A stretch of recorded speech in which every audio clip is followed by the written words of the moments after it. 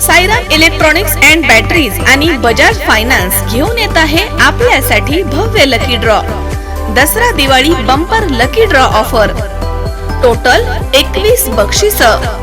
पहिला बक्षीस बजाज प्लॅटिना, दुसरा बक्षीस LED टीव्ही, तिसरा बक्षीस फ्रीज, चौथं बक्षीस मोबाईल, पाचवं बक्षीस सायकल आणि बरीच बक्षीस. ऑफर कालावधी 1 ऑक्टोबर ते 30 November. 0% down payment. Sairam electronics and batteries Rahuri. Chaitanya दूध आपल्या परिवारासाठी पिशवी बंद शुद्ध दूध, गाईचं शुद्ध गावरान तूप, श्रीखंड, आम्रखंड, पनीर, मँगो, व्हॅनिला, शाही लस्सी, दही आणि अनेक दर्जेदार उत्पादने, तसेच चैतन्य ॲक्वाची पाणी बॉटल. सकाळी आगामी विधानसभा निवडणुकीच्या पार्श्वभूमीवर माजी आमदार राहुल जगताप यांनी पिंपळगाव पिसा या ठिकाणी कार्यकर्ता मेळाव्याचं आयोजन केलं होतं. त्यावेळी त्यांनी आपली उमेदवारी निश्चित असल्याचं म्हटलंय. या कार्यक्रमाच्या अध्यक्षस्थानी नागोडे कारखान्याचे व्हाईस चेअरमन केशवभाऊ मगर हे होते. यावेळी बोलताना राहुल जगताप म्हणालेत की महाविकास आघाडीमधनं जे इच्छुक आहेत त्यांना आपल्या नेत्याकडे उमेदवारी मागण्याचा अधिकार आहेच. लोकसभेप्रमाणे आम्ही विधानसभेलाही एकत्र काम करू. यासाठी आमचे नेते आणि खासदार शरद पवार यांचा आशीर्वाद कायमच माझ्या सोबत राहणार आहे.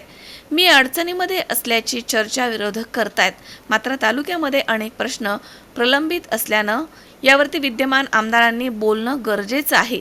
मात्र तसं न होता विरोधक माझीच काळजी जास्त का करतायत असा सवाल त्यांनी उपस्थित केलाय.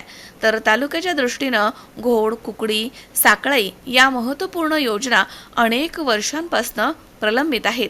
त्यासाठी मी देखील प्रयत्न केलाय आणि यापुढे देखील करणार आहे असं जगताप यांनी म्हटलंय.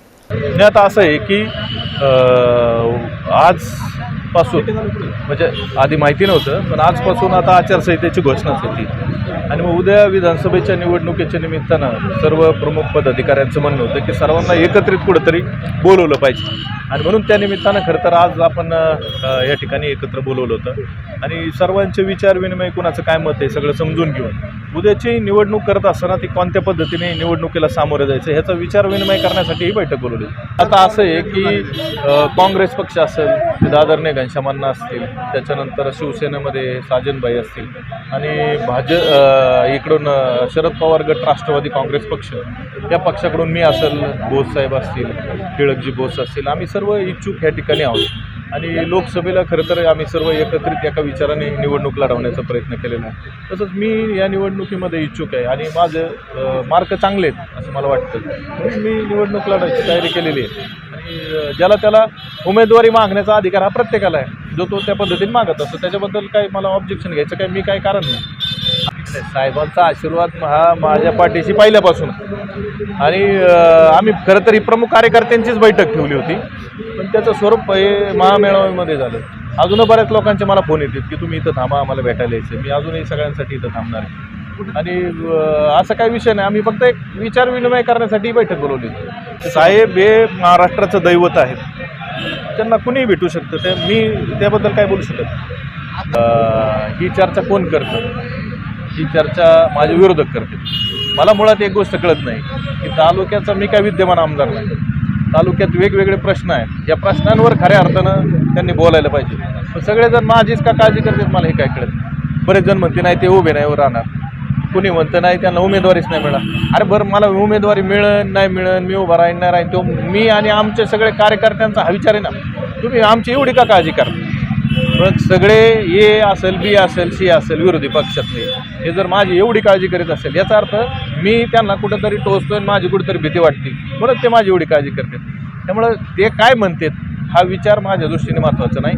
माझ्यावर प्रेम करणारी सर्वसामान्य माणसं काय म्हणतात हा विचार करणं माझ्यासाठी महत्त्वाचं. बऱ्याच दिवसापासून हे कुकडीमध्ये जो डिंबे माणिक जो हा जो बोगद्याचा विषय आहे, जो झाल्याच्या नंतर जवळजवळ 3-3.5 टीएमसी पाणी वाढणार आहे. त्याच्यामुळं एक रोटेशनचा जो विषय प्रत्येक वेळी निर्माण होतो तो प्रश्न घेऊन आम्ही निवडणूक लढणार आहोत. त्याच्यासाठी मी आमदार असताना गिरीश महाजन साहेब मंत्री होते, मी त्यावेळेस प्रशासकीय मंजुरीसुद्धा त्याची त्या ठिकाणी घेतलेली आहे. त्याच्यानंतर जो शासन म्हणून पाठपुरावा त्यांच्याकडून व्हायला पाहिजे होता तो झालेला नाही.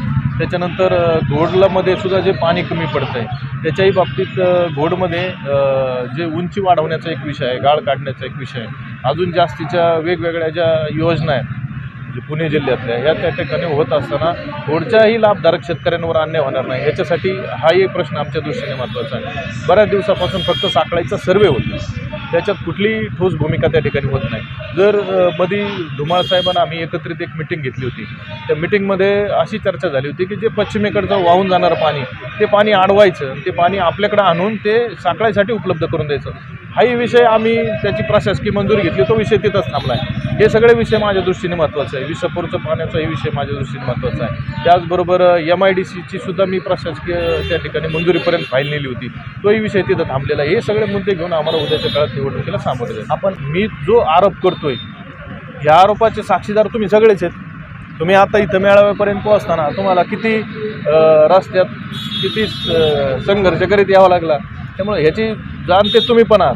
त्याच्यामुळं फक्त टक्केवारी घेऊन पैसे कमवण्याचंच काम झालं, रस्त्यावर प्रत्यक्षात विकास कामं झालेली नाही. सुहास कुलकर्णी, C24 तास, श्रीगोंदा.